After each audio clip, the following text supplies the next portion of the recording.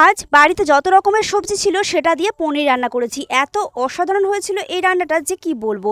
প্রথমে তেলের মধ্যে পনিরের টুকরোগুলোকে ভেজে নামিয়ে নিয়েছি। এরপর পটলটাকে ভেজে নেব আর বেগুনটাকে ভেজে নেব।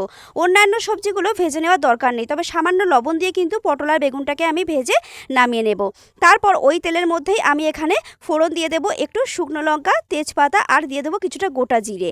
এরপর প্রথমে আলুটা দিয়ে একটু নাড়াচাড়া করে নিয়ে দিয়েছি গাজরের টুকরো, তারপর দিয়েছি তার মধ্যে টমেটো, কাঁচা লঙ্কা, আদা জিরে ধনে বাটা, লবণ, হলুদ আর দিয়েছি সামান্য কাশ্মীরি লঙ্কার গুঁড়ো কালারের জন্য।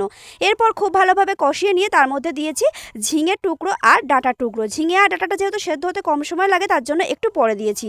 এরপর গ্রেভি বানানোর জন্য প্রয়োজনীয় জল দিয়েছি। গ্রেভি ফুটে এলে তার মধ্যে দিয়েছি ভেজে রাখা বেগুন, পটল আর পনিরের টুকরো। এরপর আবারও একটু নাড়াচাড়া করে নিয়ে টেস্টের ব্যালেন্সের জন্য সামান্য চিনি, ঘি, গরম মশলা আর একটু ধনেপাতা কুচি দিয়ে নামিয়ে নিলেই কিন্তু অসাধারণ লাগবে খেতে। অবশ্যই বাড়িতে একবার ট্রাই করো। চলো, টাটা।